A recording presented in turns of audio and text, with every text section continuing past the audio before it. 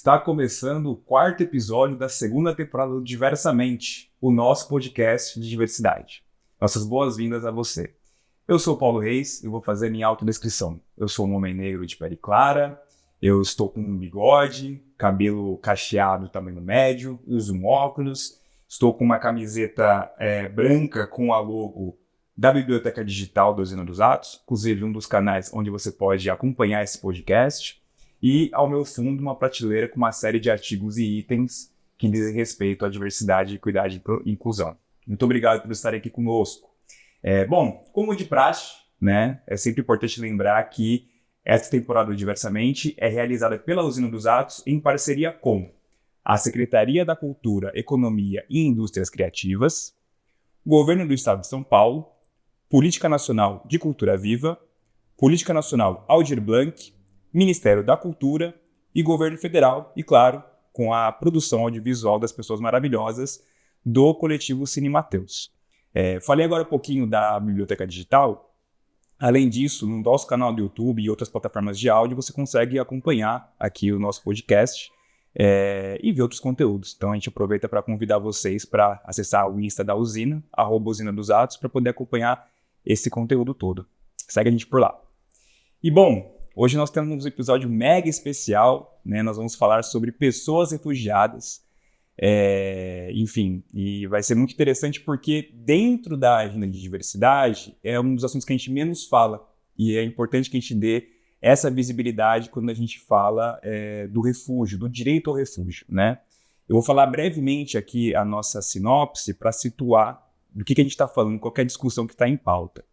As pessoas refugiadas também fazem parte das agendas de diversidade, equidade e inclusão. Em um mundo cada vez mais globalizado por conta da intensa internacionalização do capital, muitas pessoas foram forçadas a se deslocar de seus países de origem por conta da pobreza, guerras, perseguição religiosa, identidade de gênero ou orientação sexual. Diante disso, quais os desafios para a inclusão das pessoas refugiadas na sociedade brasileira? E aí a gente está com duas pessoas maravilhosas aqui, temos uma presença internacional aqui, né? A gente está com o Jacques Charles e com o Fábio Krubinic, né, Fábio? Perfeito. Eu vou pedir para o Fábio primeiro se apresentar, falar um pouquinho quem é o Fábio, né? E depois eu passo para o Jacques também se apresentar. E eu ia pedir para você fazer sua autodescrição, por favor. Claro. Boa tarde, Jacques. Boa tarde, Paulo. É um prazer estar aqui pela primeira vez. Eu sou uma pessoa branca, com 1,80 m, cabelos grisalhos, olhos verdes. Eu estou de tênis, calça jeans e com uma camisa que eu quero fazer uma referência aqui, Paulo, se você me permite. Por favor. Eu ganhei esta camisa do Padre Irineu, de Togo, pároco da paróquia São Mateus Apóstolo. Então, é um prazer estar aqui. Eu tenho 59 anos, sou casado com a Mônica, tenho 2 filhos espetaculares, o Mateus e a Stephanie. Moro com a minha sogra, que é minha segunda mãe, Dona Raquel, uma pessoa espetacular. Sou ministro da Eucaristia, sou subregional do Encontro de Casais com Cristo da região episcopal, da região Sul 1, São Paulo, e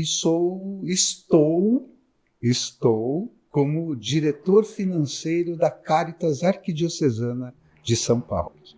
Maravilha, Fábio, muito obrigado por se apresentar. Jacques, tudo bom com você? Boa tarde. Boa tarde. Pedi para você se apresentar também, por favor. Ok, olá, eu sou o Jacques Charles,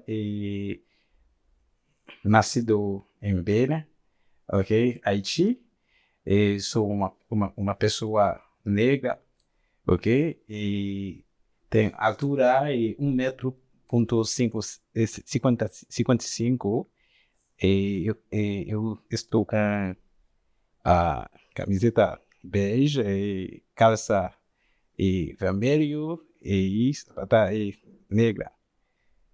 Maravilha. Muito obrigado, Charles. Muito legal você estar aqui com a gente. Obrigado de verdade. Bom, antes da gente começar para valer, né, a gente tem algumas perguntas aqui. É só trazer algumas palavras aqui preliminares para a gente situar um pouco o debate, né? A pessoa refugiada é imigrante? Acho que é um debate importante para a gente iniciar aqui, né? Porque é diferente, não é a mesma coisa, né? As pessoas refugiadas, elas não podem retornar ao seu país sob risco da sua própria vida, né? Então, a pessoa imigrante, ela pode buscar melhores oportunidades de vida, né, econômicas em outra nação, quando ela quiser, pode voltar para o seu país de origem, né? Segundo o Alto Comissariado das Nações Unidas para Refugiados, a Acnur, pessoas refugiadas são pessoas que estão fora do seu país de origem devido a fundados temores de perseguição relacionados à questão de raça, religião, nacionalidade, pertencimento a determinado grupo social ou opinião política, como também devido a grave e generalizada violação de direitos humanos e conflitos armados, né? Então, existe uma impossibilidade dessa pessoa de retornar ao seu país de origem, né? Existe toda uma estrutura que empurra essa pessoa para sair da sua nacionalidade. Acho que é importante a gente situar isso, porque esses temas, eles geralmente ficam, assim, né, meio confusos. E aí, eu queria fazer a primeira pergunta, na verdade, para o Fábio, entender de você, Fábio, como que você se envolveu, né, com o acolhimento de pessoas refugiadas e qual foi o primeiro contato que você teve com essa realidade? Paulo, eu sou uma pessoa que sou do trabalho, eu sou de execução. Como eu sou católico e eu estou inserido dentro do catolicismo, eu conheço muitos padres, e um dos padres, o padre Marcelo Marostica, me chamou para ajudar na Caritas. E foi esse o meu primeiro contato que eu tive com toda esta conversa de migração, há 3 anos atrás. A Caritas te eleva muito rapidamente ao conhecimento, por quê? Porque todos os dias nós acolhemos pessoas de diversos países. E é muito importante que você tenha essa fala da diferenciação entre a pessoa migrar por vontade e a pessoa ser um refugiado forçado, que foi levado a sair. E eu quero te convocar e convocar as pessoas que estão nos vendo a fazer um exercício. O primeiro exercício para a gente começar essa conversa, que é bem legal, que é o seguinte. Imagina que você está na sua casa agora, com os seus familiares, as pessoas que você ama, e que você imediatamente tenha que pegar o que cabe na sua mão e ir embora para outro país, onde você... e aí eu te faço uma pergunta, você fala chinês? Não falo. Então, vamos usar a China como exemplo. Imagina que você vá para a China agora, sem documentos, sem dinheiro, sem conhecer a língua, sem conhecer os hábitos, sem conhecer o país. Então você imagina a situação de desespero em que a pessoa se encontra, que é ir para um outro país que talvez você tenha uma pessoa de bom coração que vá acolhê-lo, ou você não tem ninguém.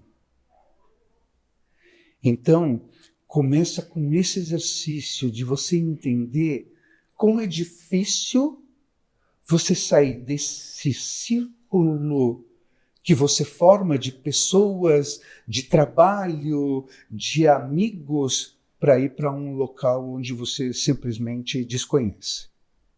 Então essa é a primeira fala para a gente começar essa conversa. E Jacques deve saber muito bem isso.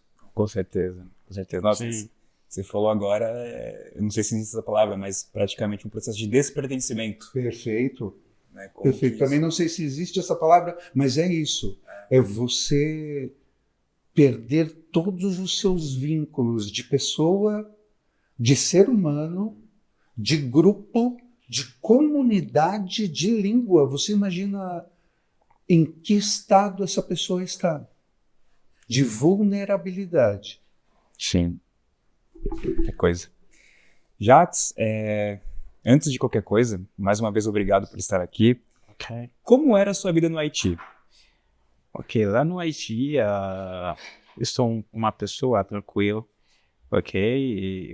A primeira vez eu tenho educação e eu tenho a possibilidade para ir à escola fundamental e depois eu não vou na universidade.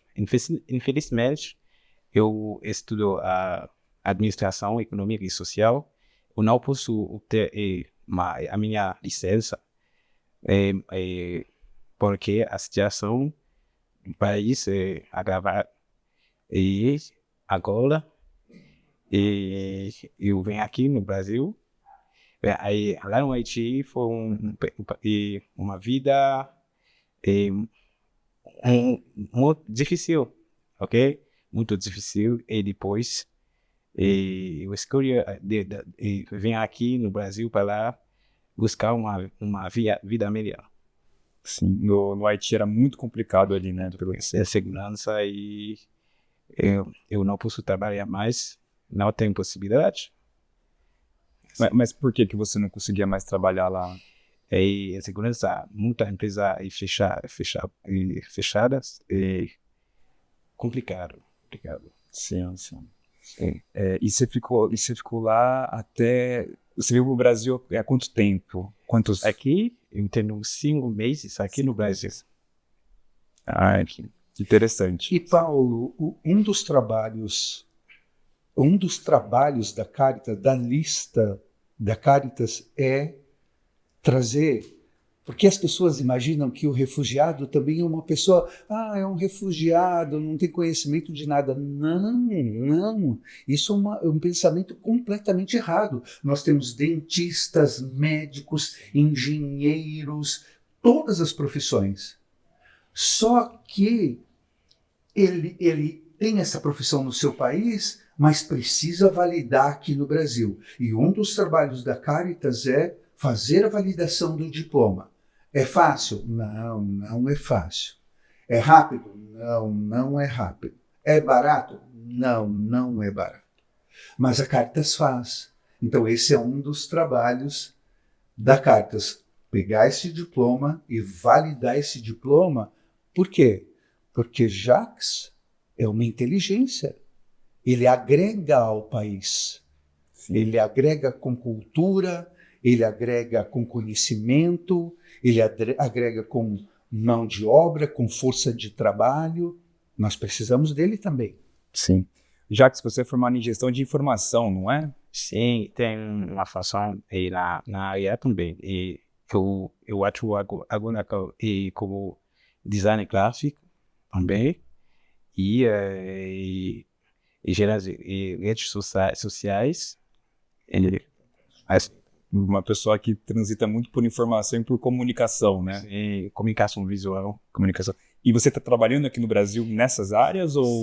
Sim, eu tenho 3 meses trabalhando aqui no Brasil na área de gráfico design. Sensacional. Sim. E aí eu ia te perguntar, Jacques, como foram os seus primeiros dias aqui no Brasil? O que foi mais difícil para você? Como é que foi o seu processo de acolhimento? Ok, meu primeiro dia aqui no Brasil foi um pouco diferente, porque eu tenho alguma pessoa perto da minha casa e aí eu tenho apoio das pessoas e tem uma pessoa aqui e Edson, ele me ajuda bastante. Eu uma pessoa de coração. Eu vou falar com ele dele todas as vezes. E tem alguma pessoa haitiana e outro brasileiro também me dá apoio. Certo, então... Eu acho que uma pergunta que eu gostaria de fazer é: e você foi bem acolhido pelo brasileiro ou não? Ou você também sofreu preconceito de cor, de país, de trabalho? Eu não tenho problema com isso daqui. Não tenho problema com a cor e nível social. Não tenho problema. Agora, tudo certo. E eu moro uma área na Paz. Só para retomar um pouquinho, então. Você falou que o principal motivo de você sair do Haiti foi por conta de trabalho e segurança, Sim. certo? Eu queria que você falasse um pouquinho mais detalhado como é que foi essa saída do Haiti e essa vinda aqui para o Brasil. Como é que... Você falou que você foi muito bem recebido pelo Edson, né? Foi um grande companheiro nesse sentido. Mas que você falasse um pouquinho de como é que foi sair do Haiti, o que você lembra daquele momento, como é que foi, digamos assim, os últimos dias lá e os primeiros dias aqui no Brasil. Tá bom? E antes eu vim aqui no Brasil, eu tenho a possibilidade para aplicar, ok, para um visto. E em novembro de 2024, eu fazer uma aplicação online e depois, 3 meses depois, eu tenho o visto para vir aqui no Brasil legalmente. E depois eu faço um plano para viajar, ok? Para vir aqui no Brasil e no mês de julho, eu venho aqui 23 de julho, ok?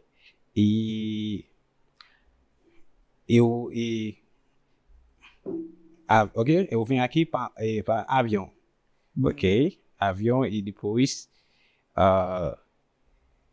tem uma pessoa, okay, que ele mora aqui no Brasil e eu tenho contato com ele.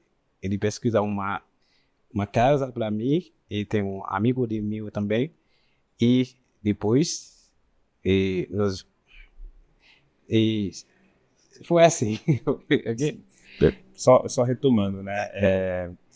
Então, você viu o Brasil como uma boa possibilidade em novembro de 24. Em novembro de 24, você tomou a decisão de vir para o Brasil e tentou o visto, né? Sim. Daí você veio para cá em julho de 25. Em junho? Sim. Junho de 25. Não, 24.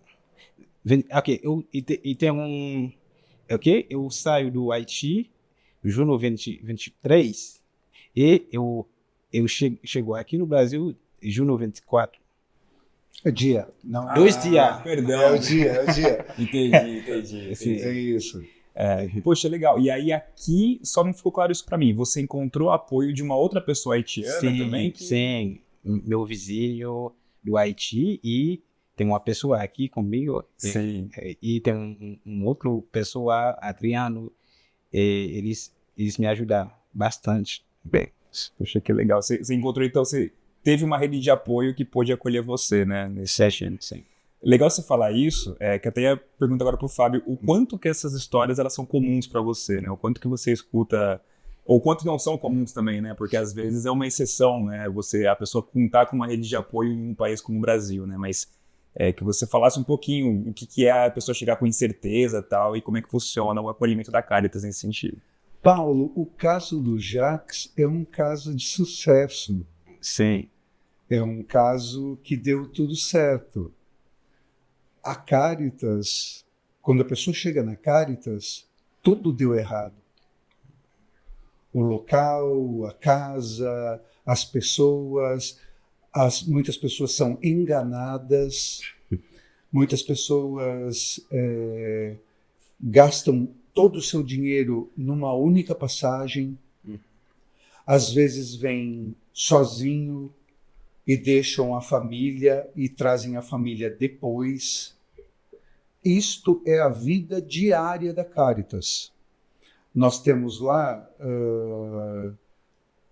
as 5 principais países, né?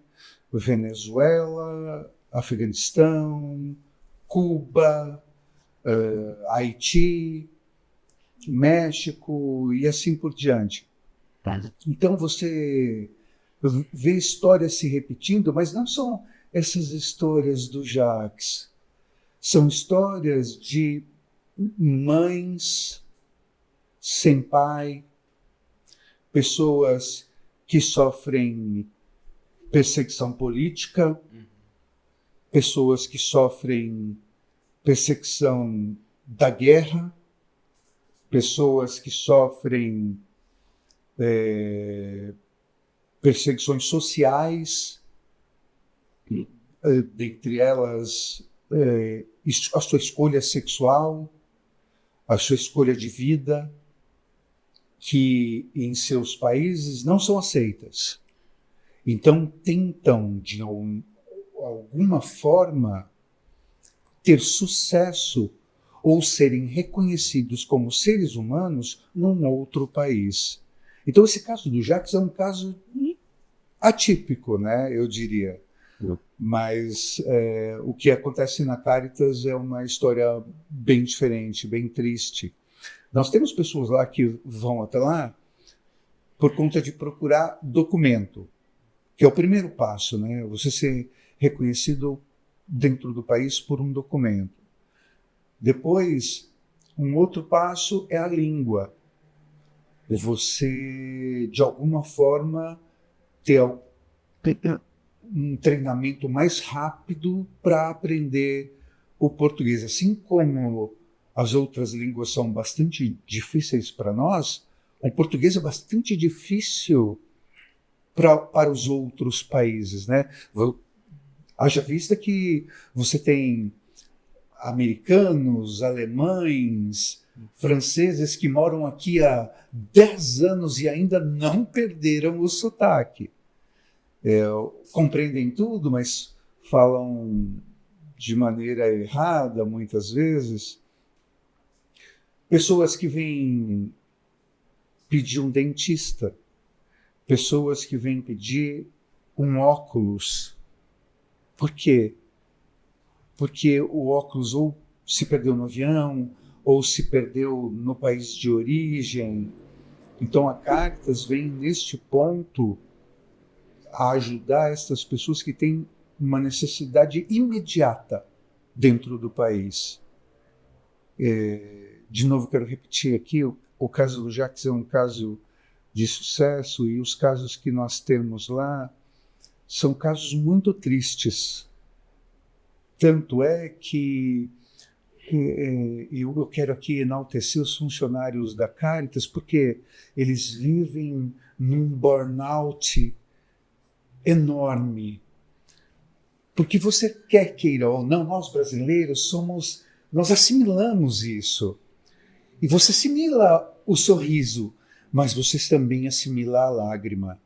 E você assimilar lágrimas todos os dias te maltrata por dentro.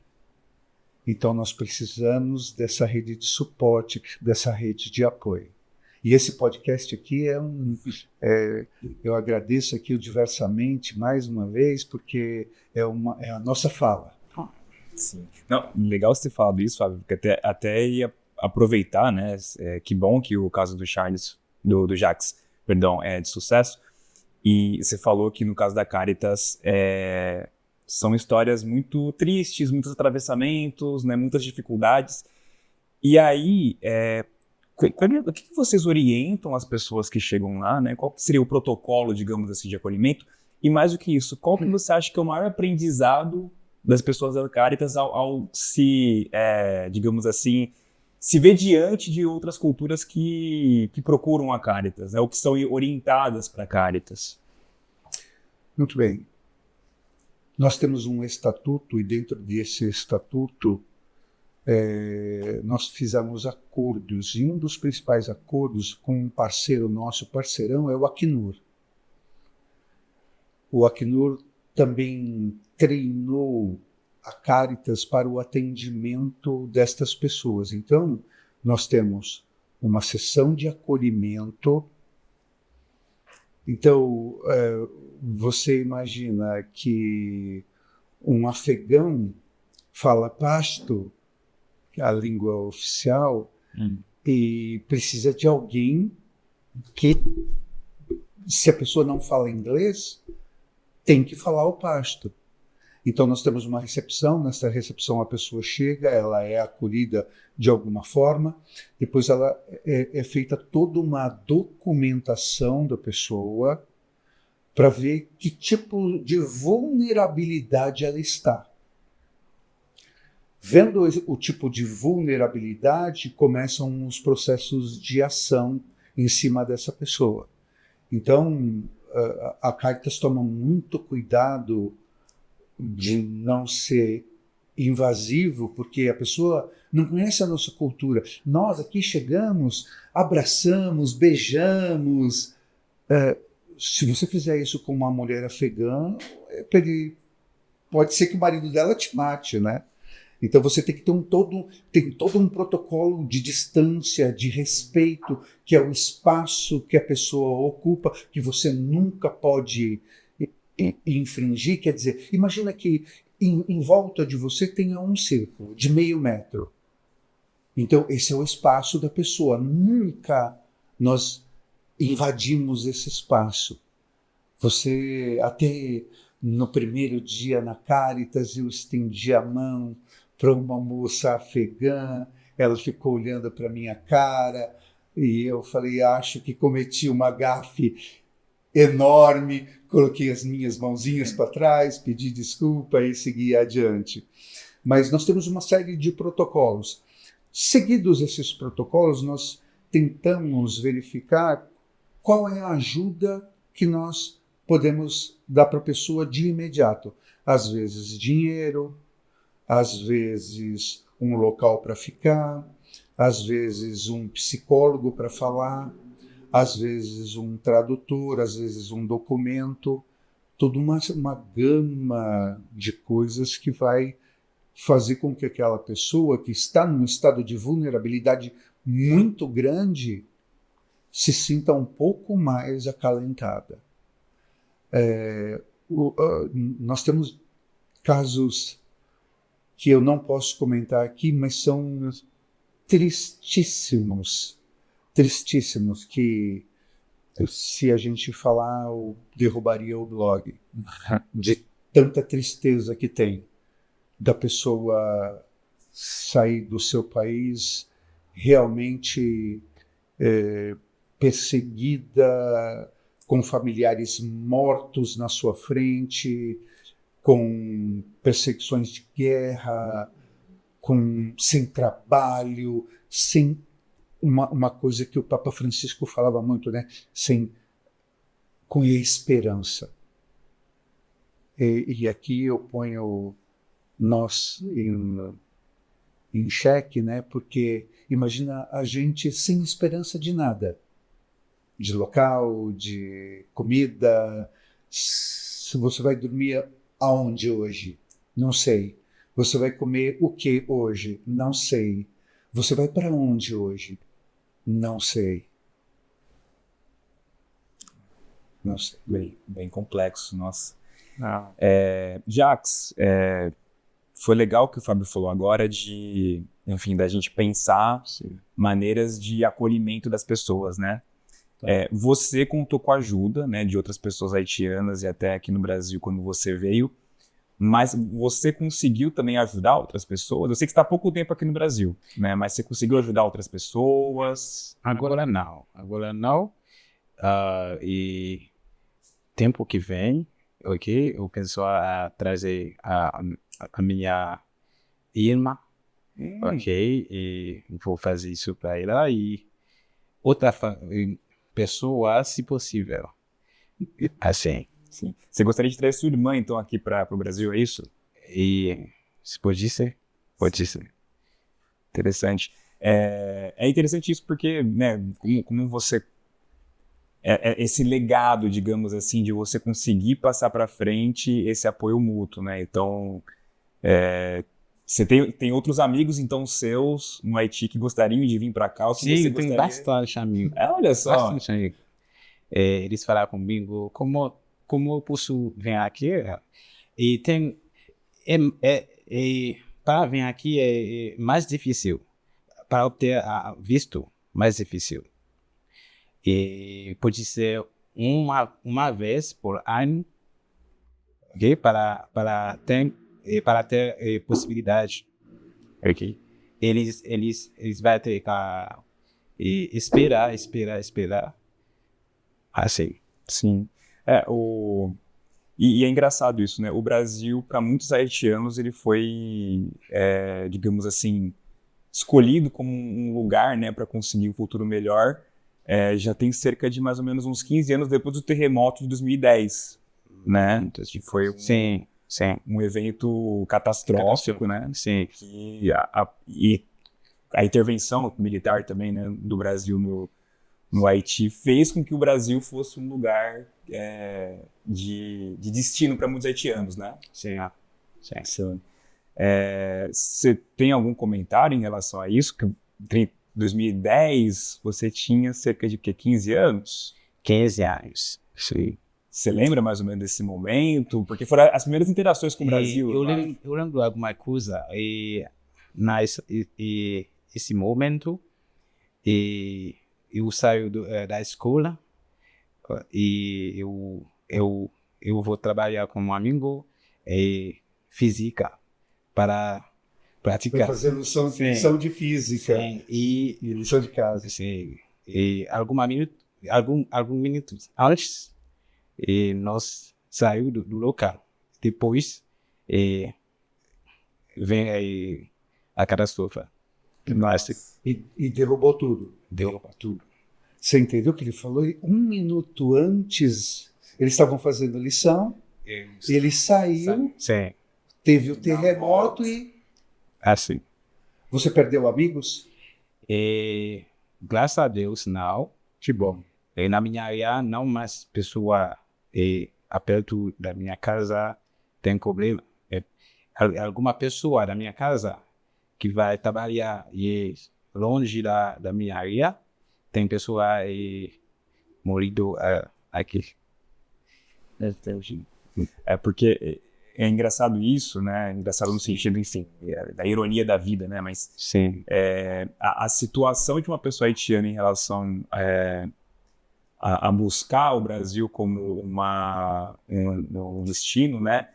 Fica bem limítrofe, né? Entre a questão do refugiado e do imigrante. Né? Tem bastante haitiano que gosta de vir aqui no Brasil para buscar uma vida melhor. Porque não tem possibilidade para ir aos Estados Unidos. Só o Brasil agora abrir para haitiano legalmente. Tem bastante perseguição na área. Muita perseguição, né? Sim. Mas olha que complexa essa fala dele, Paulo. Tem muitos haitianos que vêm aqui para buscar uma vida melhor. Sim. Mas não é migrante. Não é por escolha. Exato. É porque foi forçado a vir para cá. Porque eu quero ficar no meu país. Eu quero ficar lá na Vila Carrão, onde eu nasci, onde eu cresci, onde eu subi nas árvores. Eu não quero ir para outro país. Ainda mais forçosamente. Você entendeu a questão da migração e do refúgio? Não é uma migração... voluntária, né? Eu acho que eu vou para a África do Sul, que eu quero talvez ter sucesso na África do Sul. Tá, é uma escolha minha. Eu estou bem aqui, o governo não está me perseguindo, eu não tenho guerra no Brasil, eu quero ir para a África do Sul buscar uma outra oportunidade. Sim, aí sim, migração. Mas eu não consigo nada aqui. Tem bastante lugar. Lá no Haiti tem bandido, como invasão, bandido, pessoa foi obrigatório. Okay? E pessoa saiu e deixa casa e empresas, tudo e sem nada. Okay? Deixa a área para viver e depois sem nada. Ele abandona a casa, sim. Abandona o carro, abandona os bandidos a empresa. ocupam a área e forçar a população de sair da área. E já que você chegou a conhecer pessoas que, como você ficou lá, né, por um longo período depois que teve o terremoto e depois da intervenção militar no Brasil, você chegou a conhecer pessoas que saíram do Haiti e voltaram ou não? Sair do Haiti e voltar aqui? Voltaram para o Haiti mesmo. Pessoas que saíram e voltaram.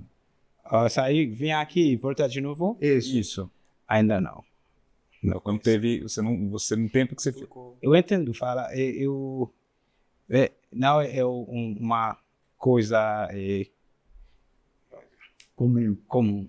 Obrigado, Jacques. Acho muito legal você trazer isso também, né? Esses seus relatos. Sua trajetória ela é muito, muito bacana, muito inspiradora também para a gente entender que refúgio não é necessariamente uma história de tragédia, né? Acho que tem muita complexidade, obviamente carregada por uma série de detalhes um pouco dificultosos, tal, mas não precisa ser uma história necessariamente negativa ou uma pauta negativa, né?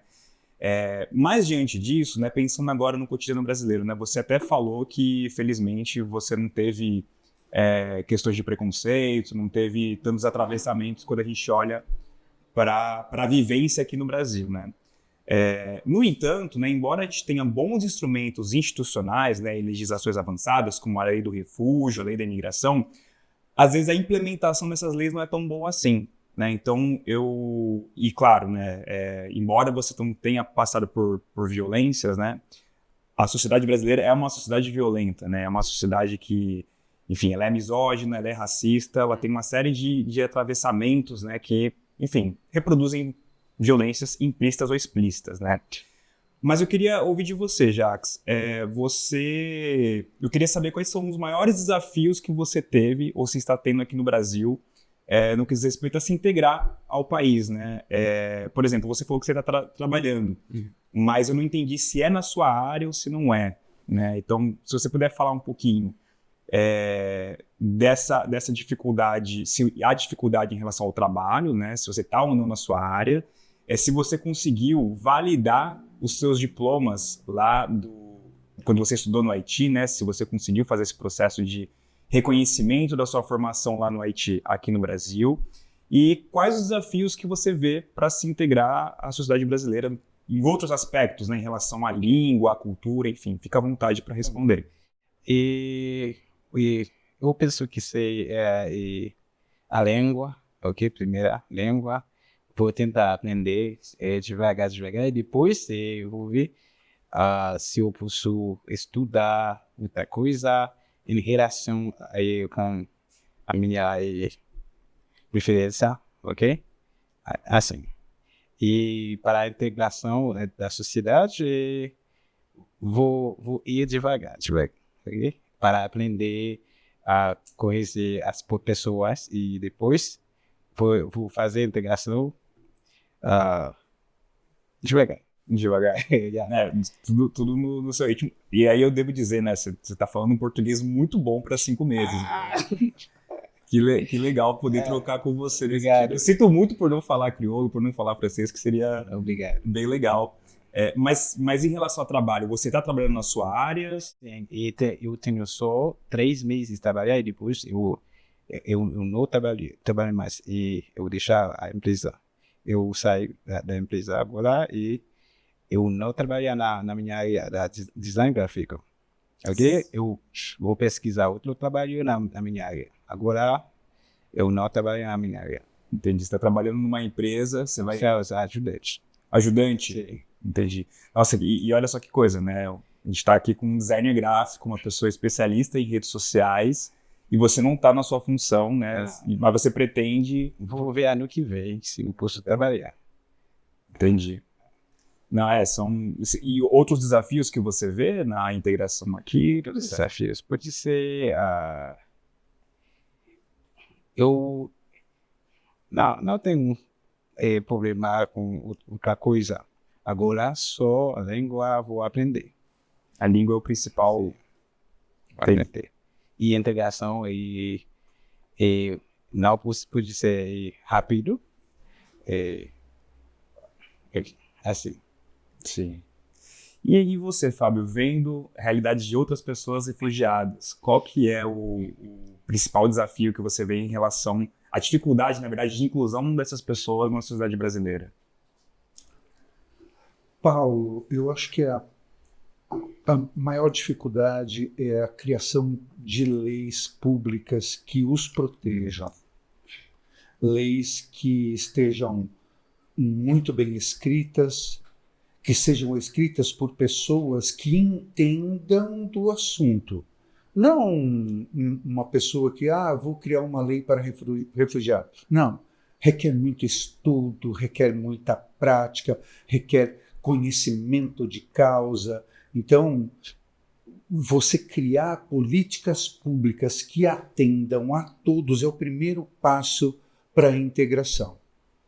É óbvio, já que está falando aqui, a principal barreira é a língua, porque você não pode pedir o que você quer comer, você não pode ir para onde você quer ir, você não pode se expressar de forma aberta como nós estamos fazendo aqui, porque lhe faltam palavras. Parece até poético, mas não é.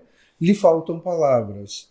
Então, criar políticas que possam atingir diretamente essa primeira necessidade, que é a barreira da língua. E aí, daí seguirmos para frente. A criação de políticas públicas sempre vai esbarrar na questão orçamento. Sempre vai barrar na questão orçamento. E tem uma outra coisa que também é terrível, né? Migração não é atrativo para investimento. Quem quer atrair imigrantes? Vamos fazer um fundo para atrair imigrantes. Não, isso não existe. Então é dificílimo você fazer captação para ajuda destas pessoas em vulnerabilidade. Sim. Não, e até um ponto que a gente ia retomar depois, né? É curioso também, porque o Brasil, historicamente, você pode falar que é um país que acolhe imigrantes e refugiados. Então, se você olha, tanto recentemente, né, a gente vai trazer alguns dados aqui, né?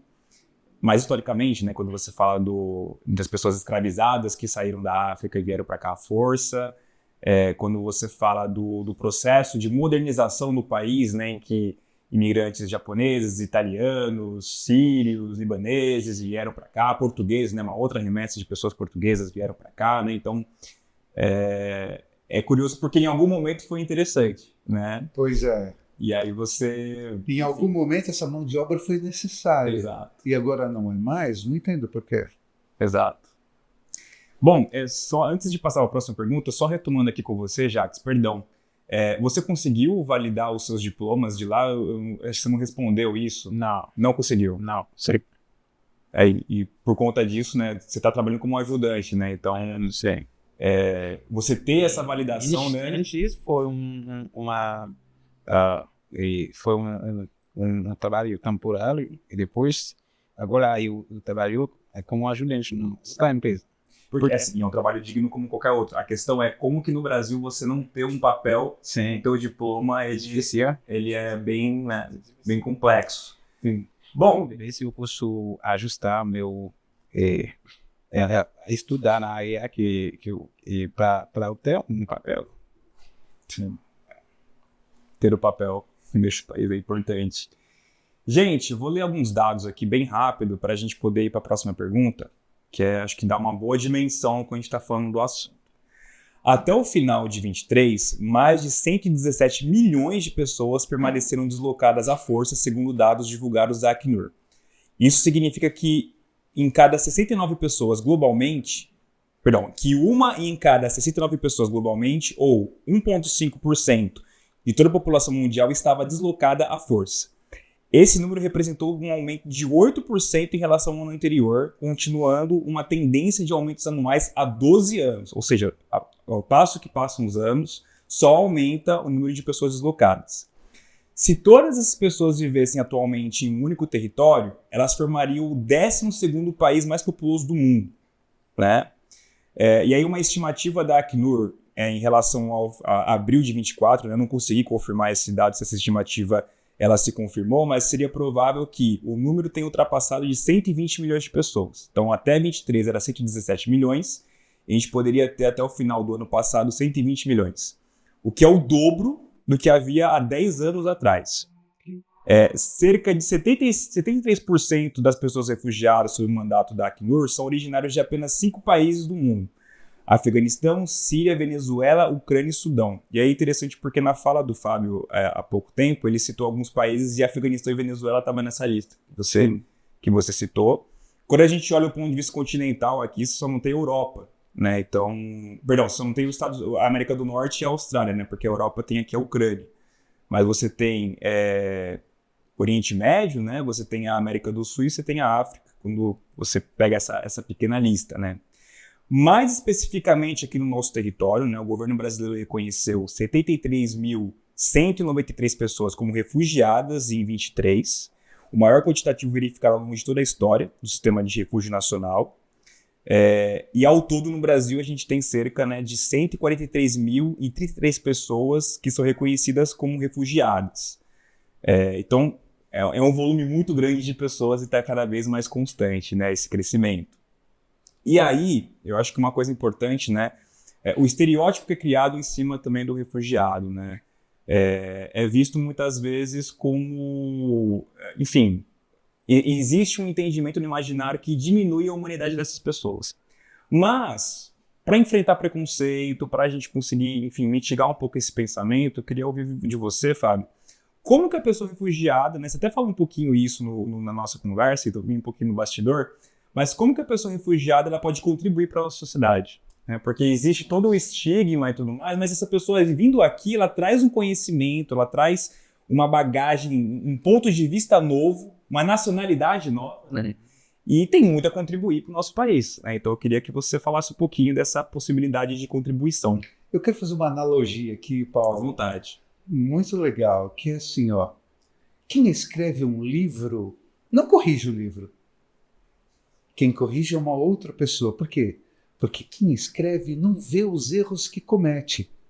Então vamos transferir isso para países.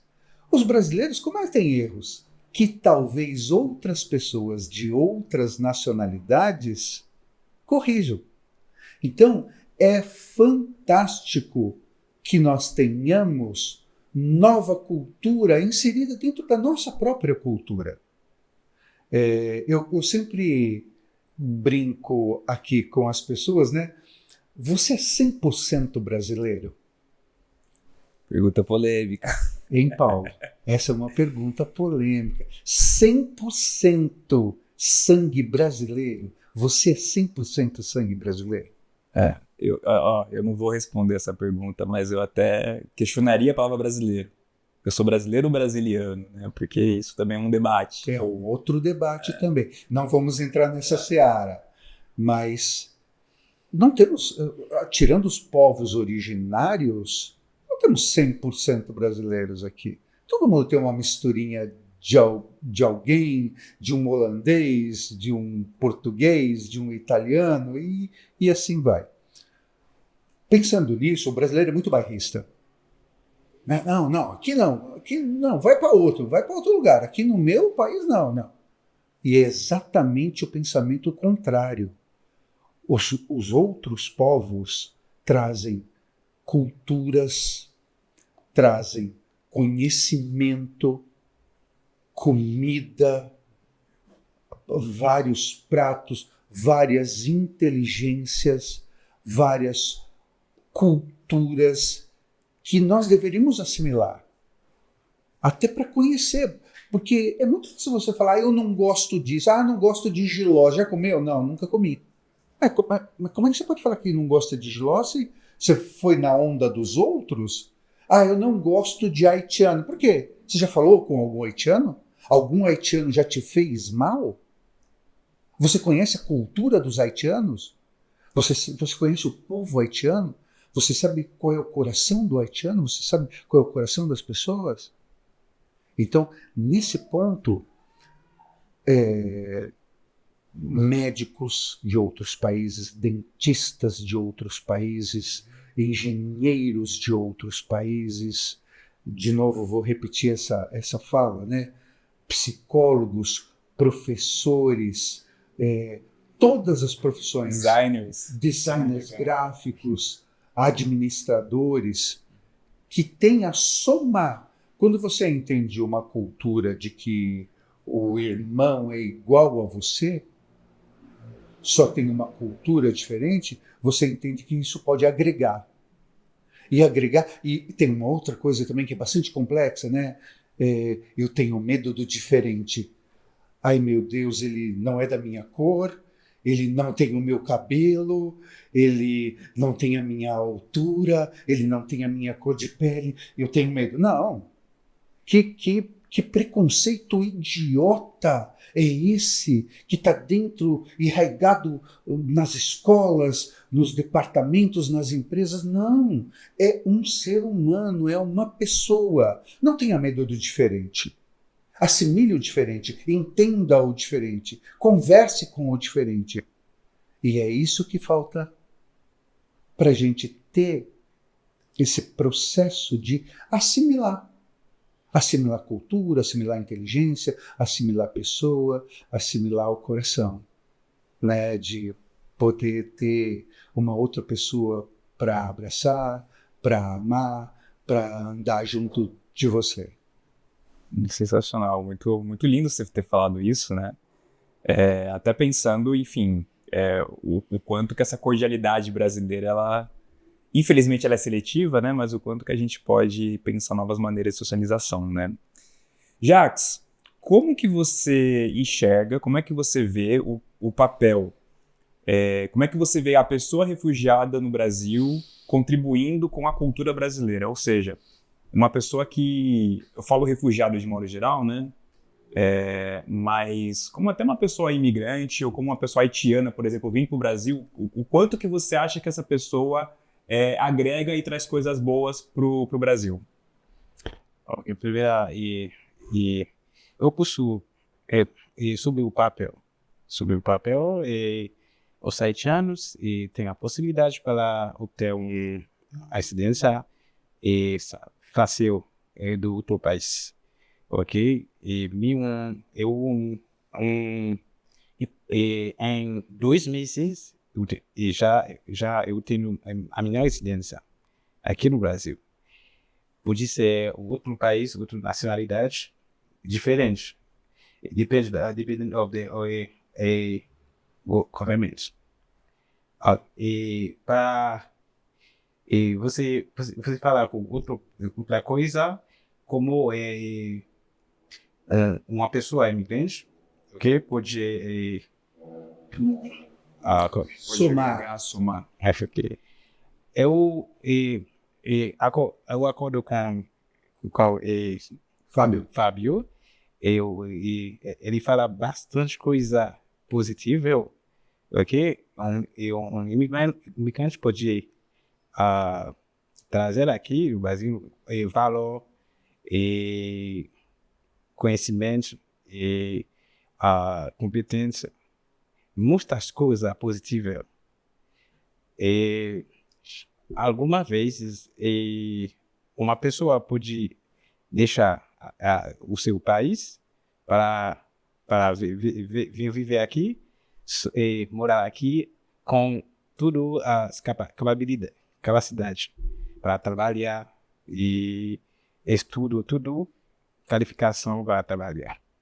É uma coisa boa. É uma coisa boa. Sim. É uma coisa boa. Uma coisa muito boa, porque é isso, né? A gente contar, né? Primeiro, acolher essa pessoa que está vindo para cá, né? Mas o quanto que ela realmente vai trazer para a gente alguns pontos de vista, algumas visões que a gente não enxerga, né? Algumas coisas que a gente não tem como acessar, né? Sem falar também nos outros ganhos que tem a ver com a socialização, né? Então, acho que a comida, por exemplo, comida haitiana.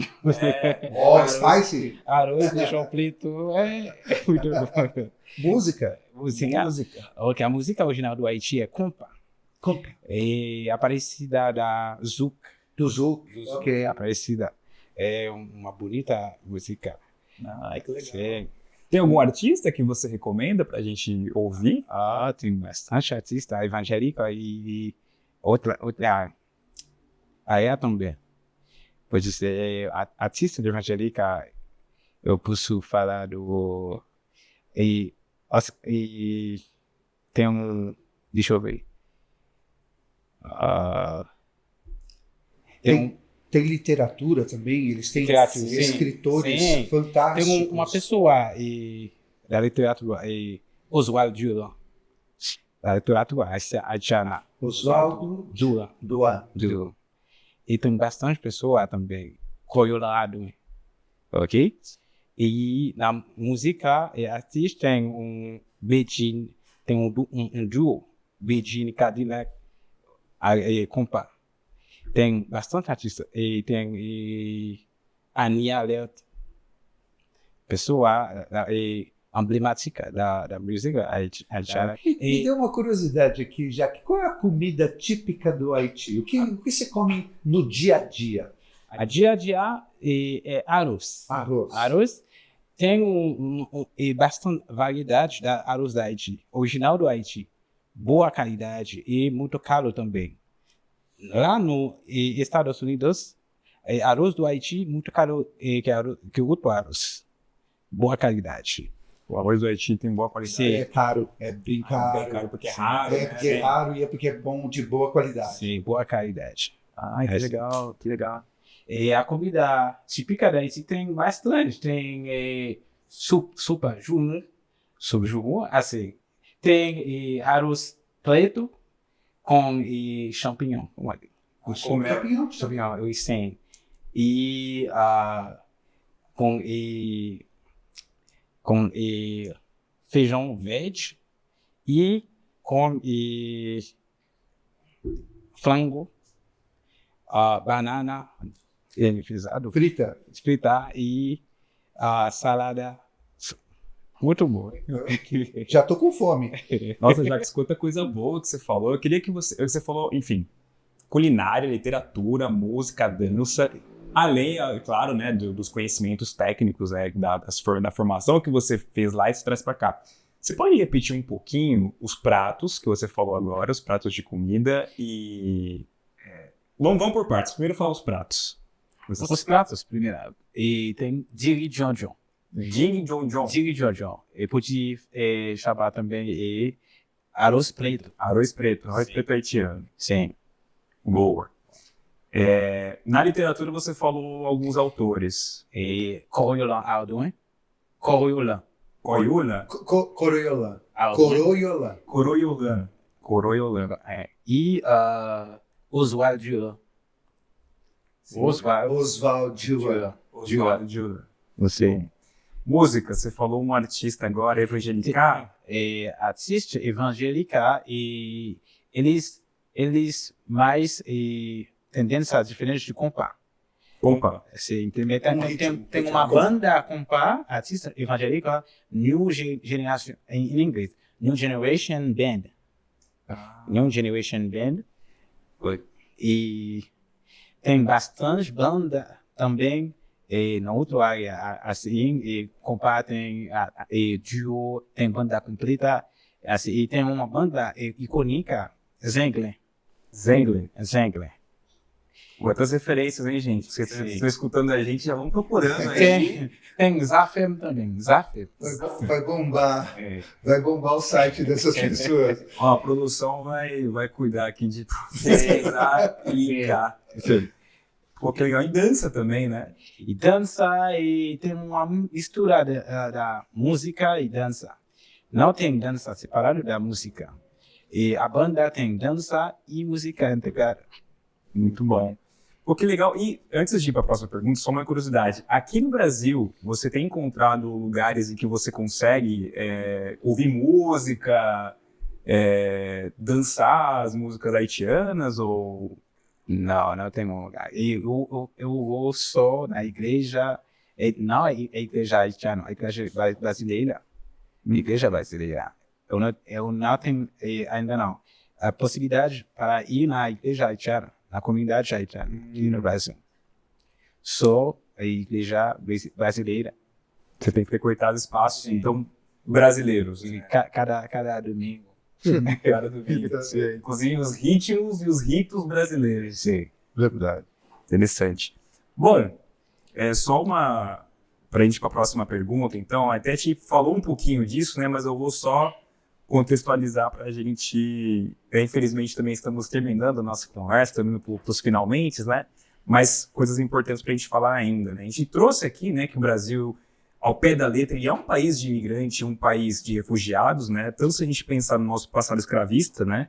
Em que pessoas nascidas no continente africano, elas foram trazidas para cá e para outras partes do mundo contra a sua vontade, né? Quanto quando você pensa no processo de modernização do país, né? Então, onde italianos, japoneses, libaneses vieram em massa na virada do século XIX para o XX, né? Mais recentemente, né, a gente está recebendo, quando eu digo recentemente, estou falando de 20, 25 anos para cá, né? Fundamentalmente nessa última década, a gente está recebendo pessoas vindas do Haiti, da Angola, da Venezuela, entre outros países, né? Acho que até uma observação aqui que eu queria fazer nessa questão da língua, né, que a gente falou há poucas perguntas atrás. Só uma curiosidade, mas acho importante ponderar aqui, porque eu sou muito fã desse trabalho. Aqui no Pari, né, na zona norte de São Paulo, a gente tem uma escola que é a EMF Espaço de Betita, né? O nome tradicional da escola é Infante Dom Henrique. Mas Infante Dom Henrique era digamos assim, a pessoa lá em Portugal que autorizava o tráfego de pessoas da África, e aí a comunidade mesmo, ela quis mudar o nome para Espaço de Betita, Betita que era o apelido, perdão, da Carolina Maria de Jesus, né? E é uma escola que, enfim, ela acolhe muitas nacionalidades ali, né? Então, quem não conhece, pesquisa, porque tem um trabalho incrível, tanto do ponto de vista pedagógico quanto social. É uma escola que você vai encontrar crianças afegãs, crianças do Sri Lanka, angolanas, enfim, do Haiti também, né? Bolivianas, venezuelanas. E tem um trabalho incrível naquela escola no que diz respeito a integrar as pessoas, né? Existem cursos de língua portuguesa para os pais, né, para as famílias, para poderem, enfim, se integrarem minimamente a esse espaço, né? Então, a importância que tem, né, de você acolher essas pessoas, porque o ganho acaba sendo o mais, enfim, o mais positivo possível, mas isso acontece muito por conta da direção da escola. É difícil você falar que isso é uma política pública, por exemplo. A direção da escola que acabou fazendo essa opção, né? Então, eu estou falando isso para que a gente, enfim, quando a gente fala das dificuldades de integração, né, o Fábio até trouxe a questão de políticas públicas, eu queria que você desenvolvesse um pouquinho mais. O que deve ser feito, tanto por parte da sociedade civil quanto do Estado, para que a gente minimize esses buracos, né, essas questões que a gente tem, né? Que mudança que você gostaria de ver nas políticas públicas ou na sociedade em relação ao refúgio? Uau, complexa essa pergunta, mas eu vou aqui usar como referência meu mestre, padre Marcelo Marostica. Então, eu tenho 3 pontos principais. Primeiro, a criação de uma lei muito clara sobre migração e sobre refúgio, que tenha um orçamento previsto e que possa ajudar as pessoas, ajudar os necessitados. O segundo é a tipificação dos abrigos. Por quê? Você não pode colocar uma pessoa que acabou de chegar no país num abrigo qualquer, num abrigo de pessoa com necessidade especial, num abrigo de drogadicto, ou num abrigo que não tenha a mínima condição de acolhê-lo. Terceiro ponto é o treinamento do instrumento do Estado. Nós dois aqui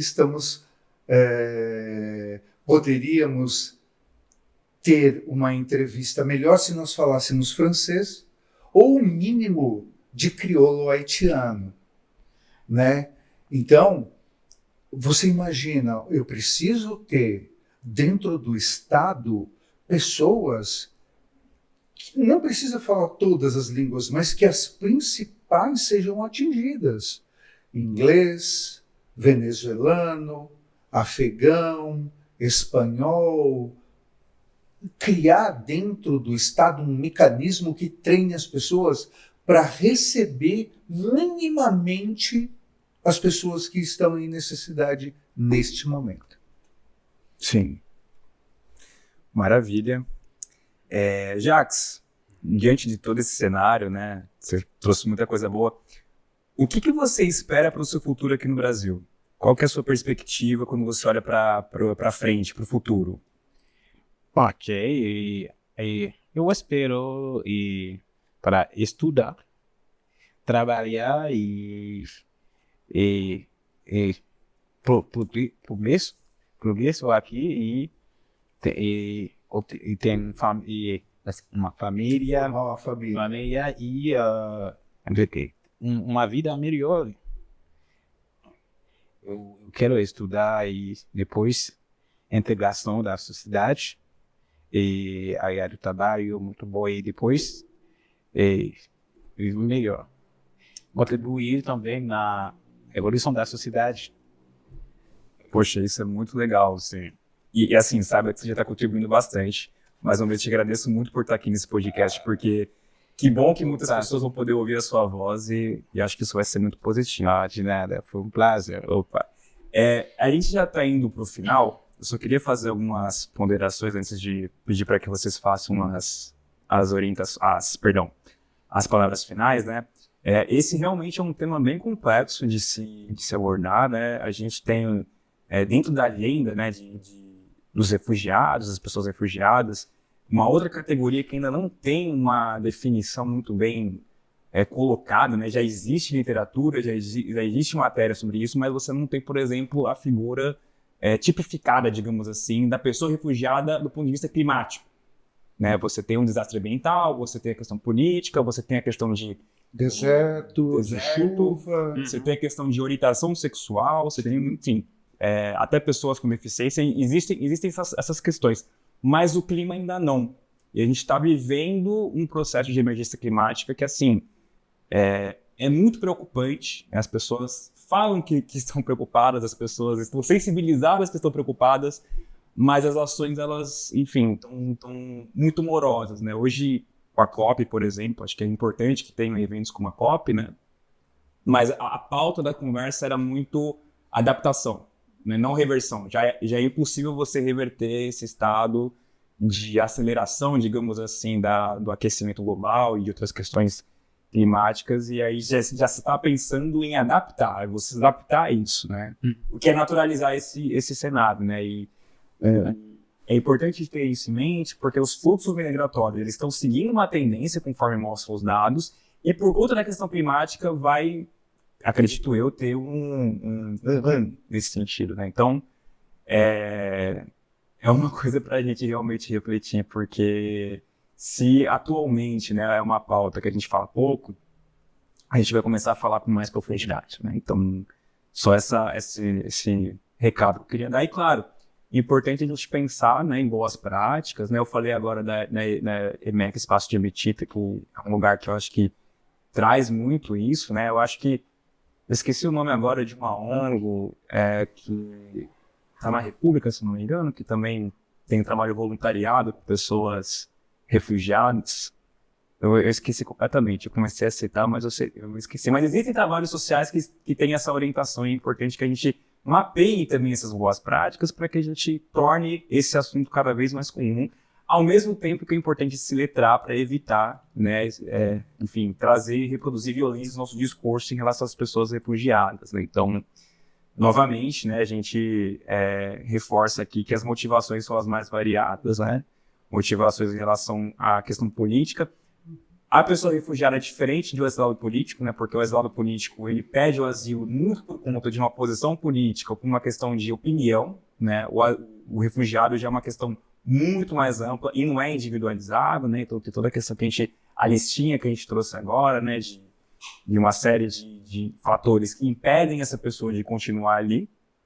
Enfim, e só para a gente sedimentar um pouco a discussão nesses pontos, certo? Eu vou pedir agora para que vocês façam suas considerações finais e deixar uma mensagem importante sobre a inclusão de pessoas refugiadas, né? Então, pode começar por você, Fábio. Claro. Eu queria, em nome da Caritas Arquidiocesana de São Paulo, agradecer este convite e habilitar aqui nas pessoas uma chavinha. Vamos mudar a chave, vamos ser inclusivos, vamos aceitar o diferente, vamos, em algum momento, amar a pessoa não pela cor, não pelo olho, não pelo dinheiro, mas sim porque ele é um ser humano. Porque ele é uma pessoa, porque ele é um outro ser diferente de você, com defeitos e qualidades que o fazem um ser humano diferente. E nós não tenhamos medo do diferente. A Caritas Arquidiocesana de São Paulo convida a todos para que vocês nos visitem lá na Rua Marechal Eurico Gaspar Dutra. Nós precisamos de voluntários. Nós temos 30 funcionários e 70 voluntários. Então, o nosso trabalho é feito dessas pessoas que se movem pelo desejo de ajudar o outro. Então, tenha o desejo de ajudar o outro. Tenha o desejo de ajudar o ser humano, a pessoa, de coração. Quero mostrar aqui, se eu não mostrar isso aqui, eu não vou me sentir bem, né? O meu uniforme de trabalho da Caritas, tá bem? Muito bom. Então, por favor, tenham mente aberta. Vamos tratar todos com amor, respeito e igualdade. Muito bom, muito obrigado, Fábio. Jacques, suas palavras finais, por favor. E eu quero dizer muito obrigado pelo convite. E eu quero dizer também para a gente, para ver migração um lado positivo. E porque tem bastante coisa positiva que uma pessoa pode contribuir na sociedade. E tem bastante coisa para deixar para trás. E racismo e outra coisa negativa. Ele considerar coisa positiva para construir uma sociedade muito unida. Ok? Unido. Tá bom. Sensacional, Jacques. Obrigado. Agradeço demais pela sua participação. Você quer falar mais alguma coisa? Ou... Tá bom. Tá bom. Eu te agradeço demais pela sua participação, pela mensagem de união. Eu espero muito que você se sinta cada vez mais à vontade aqui no Brasil, que as pessoas te integrem, que você se sinta pertencente. E que, enfim, a gente possa dançar junto, ouvir música junto, comer a mesma comida, porque é isso que importa. Sim. Tá, no final do dia é isso que importa. E obrigado a você que está acompanhando a gente, né, nessa nossa segunda temporada, o quarto episódio de Diversamente. Além de agradecer ao Fábio e ao Jacques, eu queria também agradecer à equipe de produção da Usina dos Atos e do Coletivo Cine Mateus e reforçar, né, que esse trabalho está sendo realizado graças à Secretaria da Cultura, Economia e Indústrias Criativas, Governo do Estado de São Paulo, Política Nacional de Cultura Viva, Política Nacional Aldir Blanc, Ministério da Cultura e Governo Federal. Muito obrigado pelo apoio nessa realização. E a gente convida vocês que estão ouvindo, vendo a gente em qualquer outro lugar para que não só vejam os episódios dessa temporada, mas também da temporada anterior, que também tá show de bola, certo? Obrigado demais, a gente segue junto, estamos aqui para o que vocês precisarem, viu? Beijo.